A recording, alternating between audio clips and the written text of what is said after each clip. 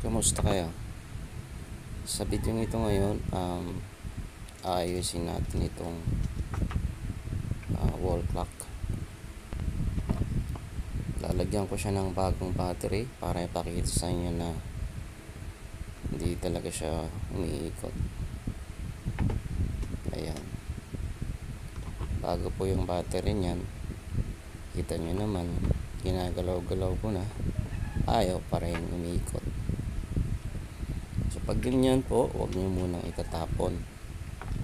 Kasi lalo na kung may sentimental value yung orasan nyo, maaaring regalo sa inyo yan ng jowa nyo, o regalo sa kasal nyo, o regalo ng mahalagang tao sa inyo. Kaya sayang naman kung itatapon nyo agad at papalitan nyo ng bago. Sayang yung pera.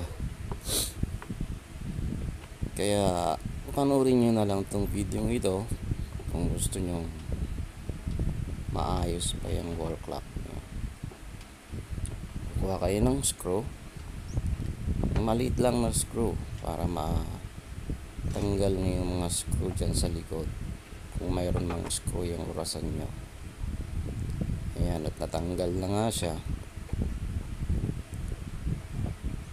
Mag-ingat lang kayo kasi baka syempre masira nyo siya. Ngayon, tanggalin nyo yung pinakaunang kamay, seconds. Hilahin nyo lang siya pataas. Pangalawa, pangatlo. Ayan. Tapos meron dyang thread. Tanggalin nyo din yan. Gamit kayo ng pliers kung hindi kaya ng kamay nyo. Pero kung kaya ng kamay nyo, huwag na kayong mag pliers. Ayan. Tapos tanggal na. May washer yan.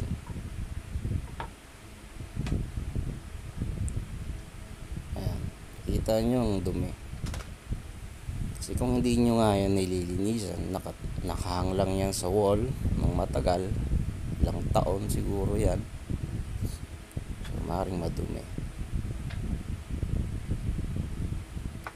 So tanggalin na natin yung cover. Wala siyang screw, kaya tingnan nyo na lang dun sa gilid kasi meron yang parang pinaka latch na nakasabit. Iangat nyo lang yan. Ako gumamit ako ng flat screw para lang maiangat ko siya at yun, mai-unlock natin. Ayan, natanggal ko na. Ayan, exposed na yung mga gears. Kung bago pa lang kayo or first time nyo, mas maganda record nyo siya, video record yung isa-isa nyo. Tapos kung ibabalik nyo na, pwede nyo i-play ulit yung video para alam nyo kung saan nakapwesto yung mga gears.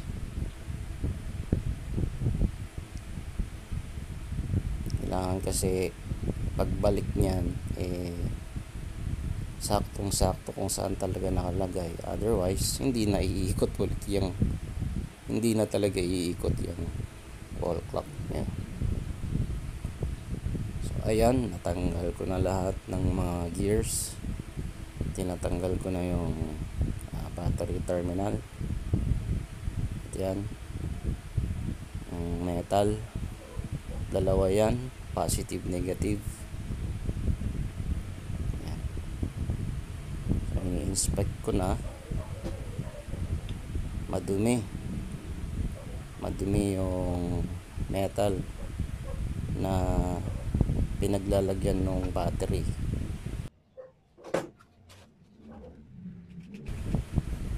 Magamit ako ng liha para malinis yung terminal. Kasi yung battery, pag sobrang tagal nang nakalagay dun sa orasan,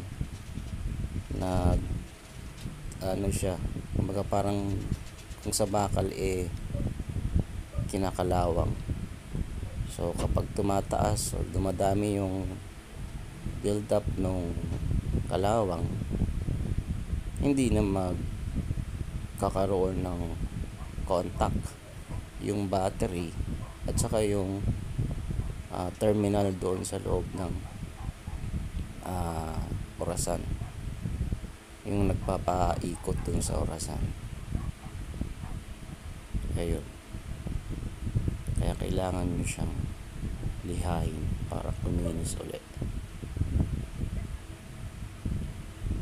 Ngayon nag-start na akong ibalik yung mga gears.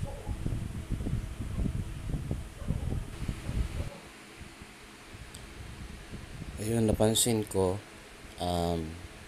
kinakalawang din yung nandun mismo sa gears yung makina.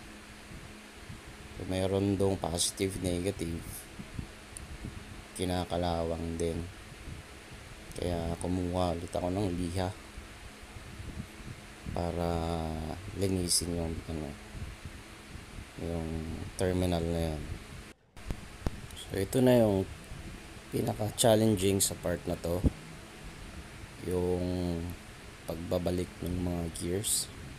Sabi ko nga kanina, mas maigi ay i-record nyo siya ng video or picturean nyo sila isa-isa every time na i-deassemble nyo yung mga gears.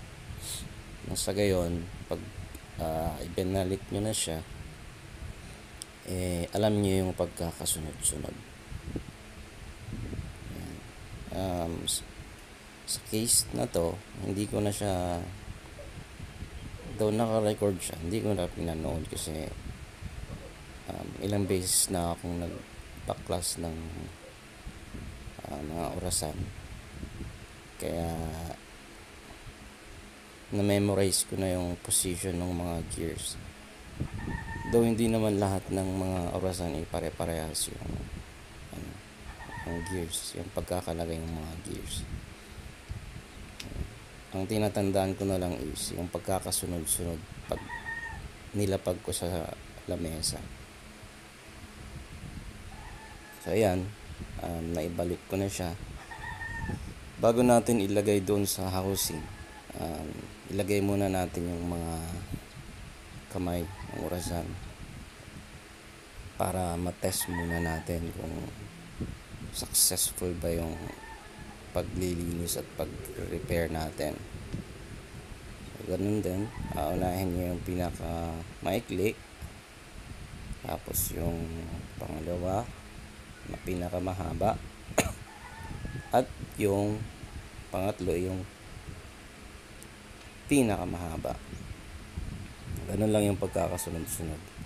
Tsaka kung magbabalik kayo, dapat nakatutok sa 12:00 lahat ng mga kamay ng orasan, katulad niyan. So ilagay ko na yung battery. Ayun, so successful, umiikot, okay na siya. Pwede na natin tong tanggalin ulit, tapos ibabalik na natin doon sa doon sa pinaka casing ng orasan.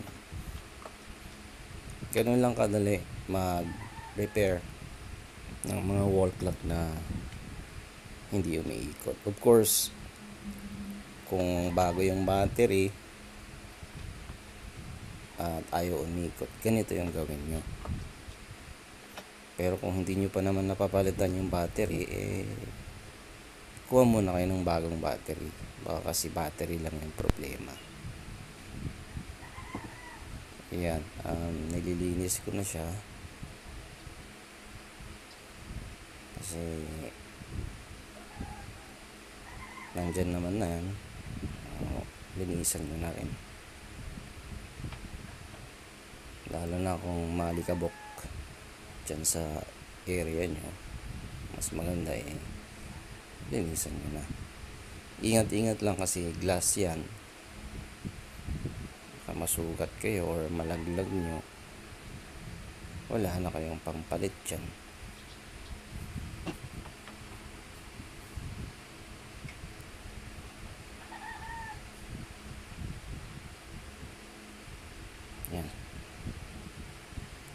napakadumi kasi, kaya medyo matagal yung aking pagpunas.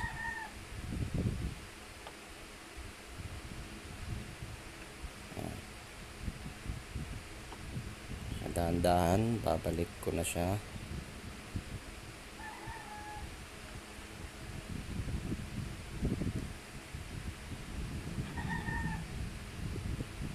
Ayan. Lalagay ko na yung screw.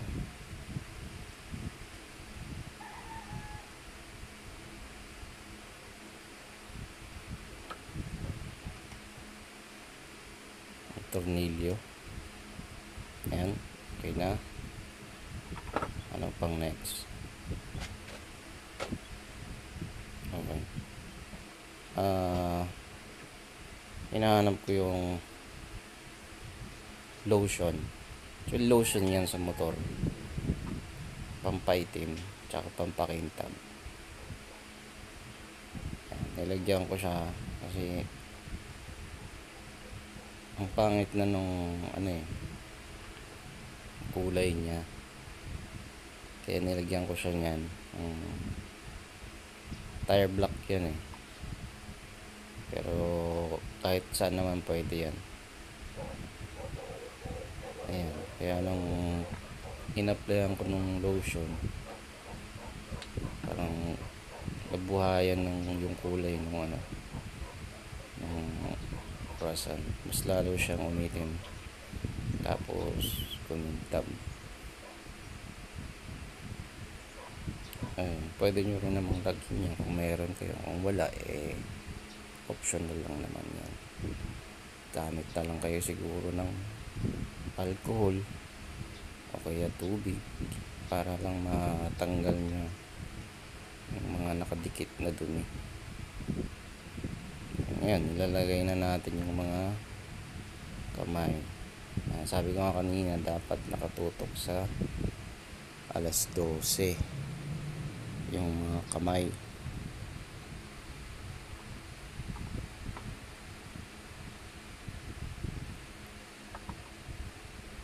Ayan, pangalawa.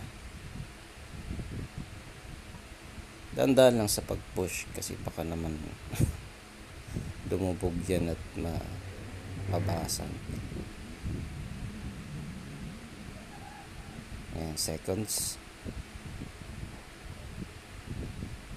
Ayan. Okay. Okay na.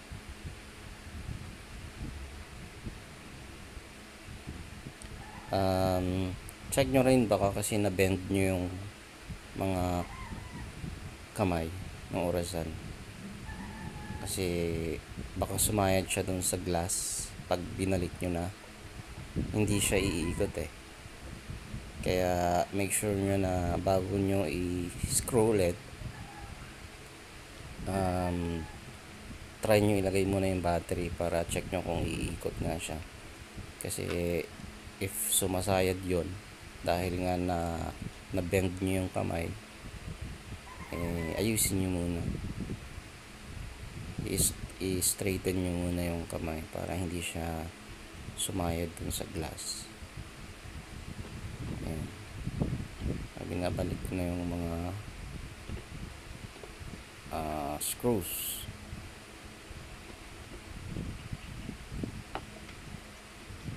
Ayan, lagyan na natin yung battery. Okay, umiikot na siya. Ayan, so i-set na natin sa tamang oras.